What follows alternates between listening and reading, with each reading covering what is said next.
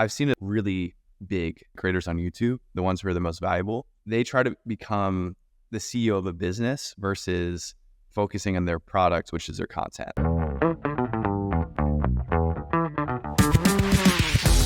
Hey, Max, welcome to the show. How are you? I'm doing great. How are you, Alessandro? It's all good. It's all good. A lot of moving pieces these days, especially, with the economy that every day there is something happening, right? So we're going to talk about it, of course, in this episode. Max, what I do all the time, it is that I ask, right, to our guests to present themselves using this thing called the map, okay?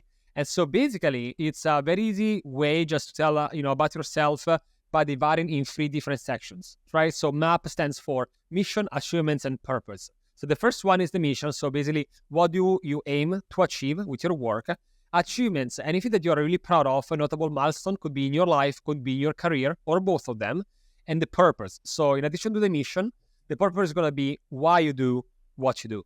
I would say our mission is to build content that is brand friendly and uplifting and positive for the generation that is obviously growing up with the internet, whether it's Gen Alpha, Gen Z, and reach a critical scale and just impact those people in a positive way. From my perspective, when I was growing up, I grew up on Disney Channel, Nickelodeon, and MTV, and we had more like linear formats that we would consume content in, and that impacted how I perceive the world, ideally in a positive way. And I think we're trying to shape the next generation that's coming up through our content. So that is our mission. Fantastic. And what about achievements? I'm just really driven by relationships. So I think it's really cool. Like a lot of the people that we work with, and again, we can kind of get more into the business and how it's evolved a little bit later, but we find the people who are the creators that we work with at a pretty early stage. A lot of them are in school, or maybe they just had a job, like an entry-level job, like working in a restaurant. And it's really, really cool to see how they've achieved their dreams and essentially build like wildly successful businesses from a very humble or early stage. And I think just being on the journey with those people and their families and seeing how this industry and these opportunities have transformed those family units, I think for me, like that's kind of the coolest thing that I've gotten out of this, more so than any award or meetings or types of people. I think it's just really cool to see, how those relationships have evolved and, everyone's benefited. Amazing. And the last one is the purpose. You already said something about it, right, in the mission, but is there anything else you would like to add? Yeah, personally, like I just want to do something that can make the people closest to me proud, whether it's my family or friends or the people that I work with. Again, like a lot of this is relationship based. Again, you said this is a very small industry. A lot of people know each other. We want to do things where we can build relationships and have impact in those relationships. So I think that's important for me ultimately. Fantastic. And so you said, humble beginning, right? Side jobs, when you start, you never know if it's going to get big, right? So tell me a bit more like how did you start all these? So tell me a bit more about the beginnings, right? The history there. And also what it looks like on a day-to-day for you and your team. And also feel free to mention some of the names that you manage so that also people listening can understand how big, right, it is the organic reach of your talents. I guess like just for a little bit of context, I'll try to be like as high level as possible. I've been in this industry for the past like 10, 11 years, got into it when I was in college, just find it like genuinely curious, like who are these creators or influencers before you and I knew what they were? Who are these people who built audiences? Started reaching out to them. There wasn't really like a landscape or ecosystem really built out at that point. I signed one of those creators. He blew up on Vine, was a top 10 creator on Vine when that was all said and done. Then I started a tech company around the space. And then several years into the tech company, same thing with you. You were seeing like how this industry was maturing and evolving. This is back in 2017. And that creator who I signed, his name was Brent Rivera. He had an audience of around 20 million. And we wanted to see if we can grow other creators and kind of train them to create content, because Brent kind of did a lot of that himself. And he was kind of like learning how to create content himself or how to grow on these platforms or doing collaboration. So we wanted to see if we can scale that model. So the first creator we brought on was a 15-year-old kid from Hawaii. He had 10, 20,000 followers on Instagram. He was just filming his everyday life for fun, whether it's surfing or doing fun activities with his friends. And then that creator moved out here. We signed some more. Now that creator has over 50 million. And YouTube alone, he has 30 million. And yeah, he's essentially one of the biggest creators in the US now. His name is Ben Azelart. So Bren and Ben were essentially the first two. So Ben's now getting around 30 to 50 million views per long form YouTube video, which is obviously exceptional. And yeah, now we have around like 12 total channels in our ecosystem. A lot of the people we work with have kind of started off from the beginning, similar to the Brents or Bens of the world. Like we find people with the right makeup, with the right mindset, who really have passion for this. And we essentially take a chance and invest in them. Similar to like a venture oriented model or like a Y Combinator type model, but around creators. We really try to find outlier people who can lead to outlier results, and everyone's different. So you kind of get different results based off the person. But I think we've kind of honed in on those attributes over time. And now we're hitting around 3 billion monthly views. Our content genre is very like Disney meets MTV, like that audience. We're hitting 3 billion monthly views. We have the scale and audience of a major media business, but it really is driven by these collection of channels. So yeah, that's a bit about the business and how we kind of got here, obviously high level. No, thank you for that. So, you said, 3 billion on monthly views, right? Millions and millions of combined followers, a lot of different channels. You already said, right? It depends by the person, right? You have to bet on someone, an individual. This person has to be a professional when it comes to really, consistency with content, finding their own niche or like style. Absolutely. But have you identified any specific social strategies or formulas? Again, I know that it depends, all the time is different, but have you identified anything that might work to go again from like 10,000 to potentially millions? And if so, is it changing? Because again, right, with the algorithm changes and the type of format and everything. But again, I'm just wondering if someone out there that is a content creator is listening today, what can they do? I think it's just continuously evolving. I think the best creators, they're entrepreneurs. Like, I'm sure you've had to pivot and evolve your business several times over the course of your business. And the same thing with these platforms. Like you can't be too dependent on one certain thing or one certain format, because Instagram could change your algorithm overnight and you don't want to be left behind. So I think the best creators, and we've kind of built this mindset where they want to adapt and evolve. And if they're only relevant because they're doing one thing a certain way, then things change. That's not really the mindset that we want to develop. So we've gone through so many different waves of like Vine being a thing, and then Facebook being a thing, and then TikTok is obviously more relevant now. But again, even on those platforms that are relevant, it changes continuously. So you have to evolve with it. So someone who is adaptable, hardworking, and really focused, that's important. Just because they're relevant now doesn't mean they're going to be relevant in 6 months. Like we've seen that time and time again. And how do they, evolve? Do they, especially when it comes to your creators, right? When you work with them, do they once a week just like get in front of a whiteboard and start writing down ideas? It is primarily just like watching what is happening on social media to see new trends. And maybe more like, what is the behind the scene, right? Because people see the final product and they think that it's, whatever, a 30-second videos, yeah, okay, but then there is like so much happening, right, behind the scenes. So Is there like a process there? Is it like a specific flow? Is it like there is not a flow and then you go like random, like? Essentially, most of the creators, once they reach a certain, scale, they build out their own production team. So they have production meetings just so they're kind of like planning out their slate of content.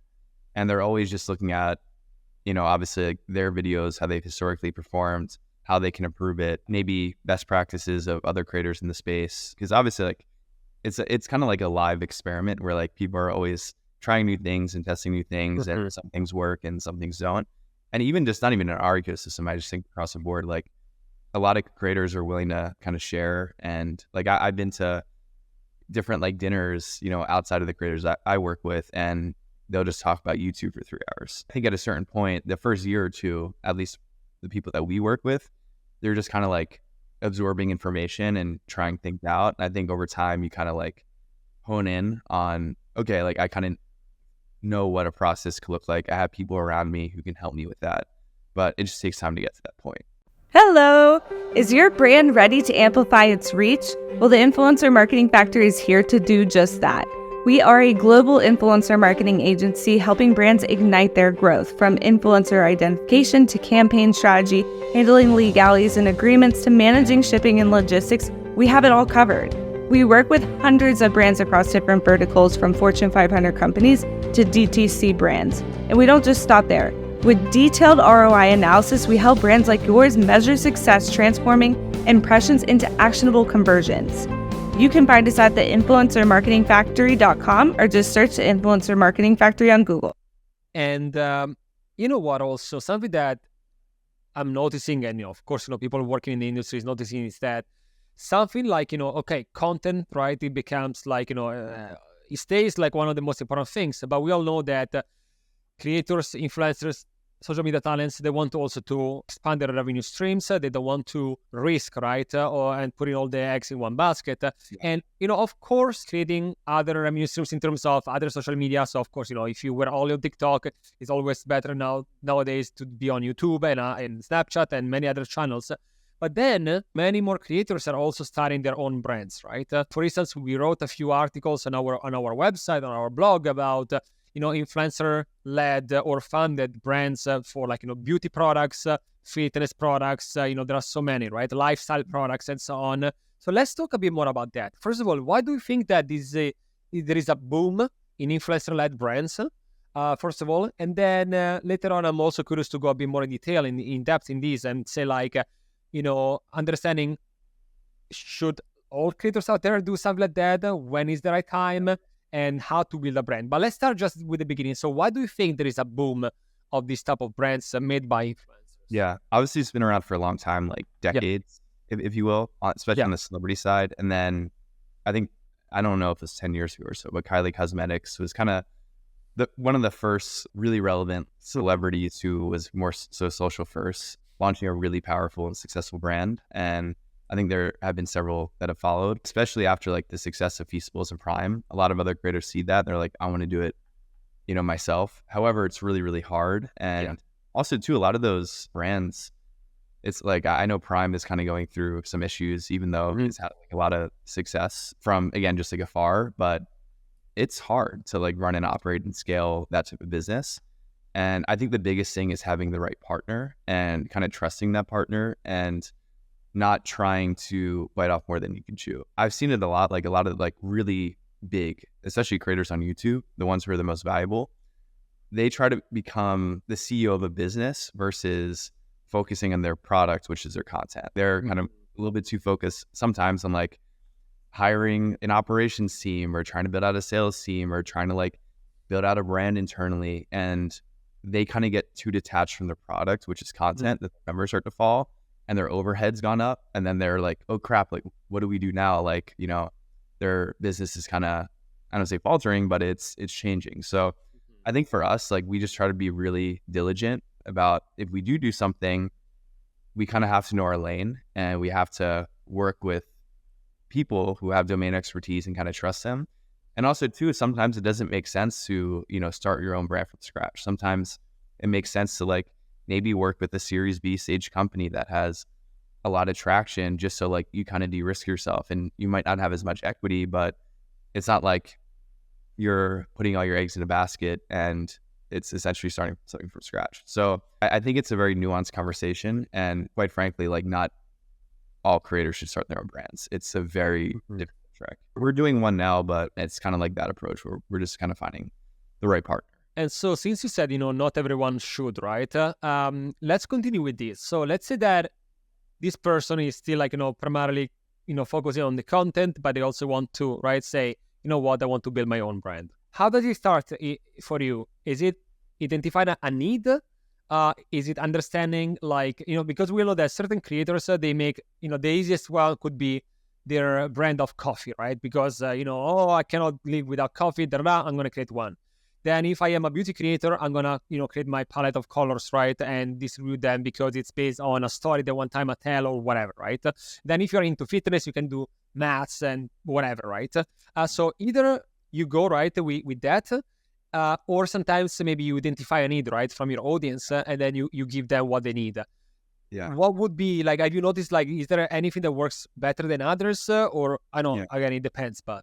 I think it depends on probably like the creator and then also like their content, their audience. Obviously, if you're a fitness creator, that kind of narrows what type of product you can and probably should be building. And then also too, they probably know that market a little bit more and where there's white spaces or where there's opportunity. And then it could make sense to get if you have the right audience with the right buying power and the right interests to kind of build something around that. I think for us, like we just have a very like mainstream audience to a degree. So we knew our audience is kids, teens, families. So I think for us, we're just trying to we spoke to different companies in the space, trying to find the right partners who have had track records of executing in certain categories we're interested in. And then from there, ideating on where there could be opportunities in those verticals and kind of leveraging their expertise to help us with that. Because again, like we're not domain experts in, well, let's just call it CPG, but it makes sense for us to kind of lean on domain experts. So we said that, not everyone should do it.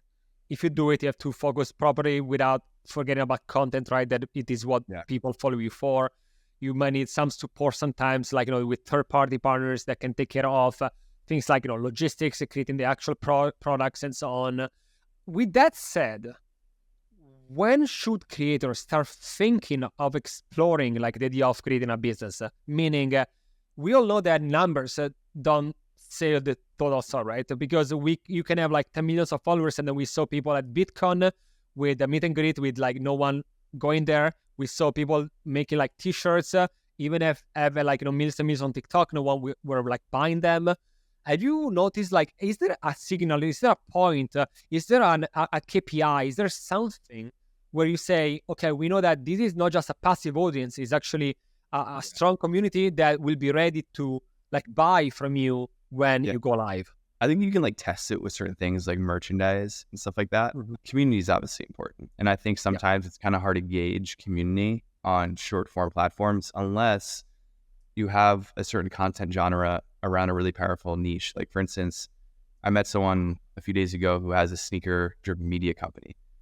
They had 300,000 followers, but like those people are obsessed with sneakers and will probably spend their discretionary income on sneaker related products or services, right? So again, it's kind of hard to tell exactly. I think it really depends on like the situation. But, I think for us, we view it as YouTube is the biggest, at least for us, the biggest way for us to identify and figure out like how valuable our community is from, I guess, a consumer spend perspective, because on short form, it's kind of tough, especially like if like just given our genre of content. But yeah, like I know for a fact, YouTube and Twitter, I guess like now X, if you have solid communities there, that probably can lead to the best conversion if you were to want to sell or have a certain type of product offering. And what are some of the other revenue streams that are seeing? Like I read off like,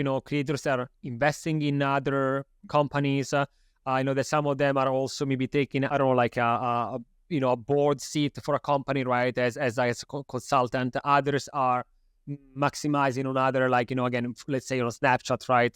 What about your creators? I think from a revenue perspective, YouTube is probably the biggest driver across the board for us. You know this, I'm sure a lot of the audience knows this. Like if you can reach a certain scale on YouTube, it can be very lucrative. However, it's very hard to do so. A lot of short form creators have trouble cracking that code. And especially now, like I feel like it's kind of hard to grow by yourself on YouTube. It takes like a lot of time. But if you crack it, it's the most valuable. 2, brand campaigns, obviously like working with brands and all that. Then we have like a variety of different ways we can like license our content, claim our content if people are using it, merchandising. And then I kind of view like an IP bucket where, again, if we're going to be investing in different businesses or advising in different businesses or launching different businesses, that's kind of more like a longer game for us. And we have like certain mechanisms in place or partners in place to help us do that. I think that can kind of lead to more outsized returns, but you're not kind of getting like the monthly consistent revenue. So this is like, what is happening now. And I have a last question for you that I ask the majority of our guests on. I know that it's difficult, right, to answer, especially in a few minutes on something about the future of the creator economy. But are you seeing any new big trends movement happening? Like, a few years ago, TikTok made a revolution after Vine, right? Is there anything else that are you either excited about that maybe people are not really seeing, but you are like, you know what, this is going to be the next big thing in influencer marketing / creator economy? The industry's growing a lot. I think it's getting saturated on the services side of things. And there's like so many different creators now. It's kind of crazy. And I feel like there's a lot of young people who are entering the space, and it's great. A lot of people can build a career, but I think it's hard to build really valuable businesses now if you're kind of starting from zero, just because I feel like there has been a lot of like venture backed businesses, but they're kind of, just providing certain services or products or offerings to creator economy businesses, but I don't think there's a big enough TAM. And a lot of other businesses that might have some value, a lot of them are service-based. So I think we're at a really interesting inflection point where there is a lot of IP that can be created, but it's probably going to take a little bit of a different approach. But I think we're in a really good spot because like so many people can become creators. I just think it's really hard to cut through and build really viable and really successful businesses.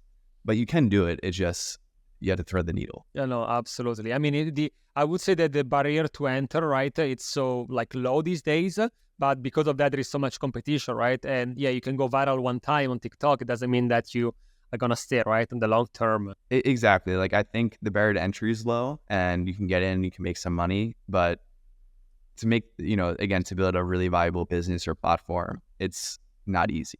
And is there anything that I didn't ask you today that you would like to share with us? Could be anything that you have on your mind when it comes to either your work or, again, anything else in the future of this economy that is ever, changing every single day. I do think the market that I sit in, it's kind of like the premium side on YouTube. And I think it's really interesting, like what's happening, especially just in the broader entertainment landscape. YouTube has just surpassed Netflix in terms of watch time, and all their content is user generated. It's not driven by like produced shows that they're kind of like buying and producing and so on and so forth. So like I know YouTube is really trying to push how stars in their platform are really like the new mainstream stars, and also too just in the general entertainment industry, like there's no new names popping out or breaking out. Like maybe it's like one every few years, like a Glenn Powell or Sydney Sweeney. I think that's what's so interesting about the space. I know we did discuss how it is like very tough to grow to that scale, but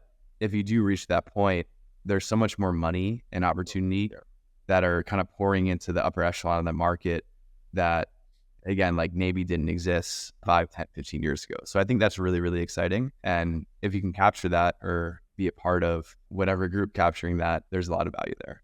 So that's what I'm excited about, but we'll see. It's definitely going to be a fun road to see how that evolves.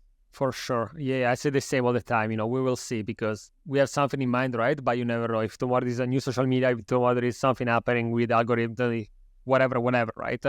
But you have always said to adapt. So absolutely. Max, thank you so much for joining me today. Congratulations on everything that you built in just, these 10 years. That is nothing compared to everything. It's everything when it comes to the influencer and marketing creator economy, right? Because it's basically, it is when it kind of not really started. We know that it started before, right? But if we have to put like, total number, that was like 10 years ago or so. So again, thank you so much for joining me today. Thanks for having me. Of course. This was the Influence Factor by the Influencer Marketing Factory, and I'll see you next week.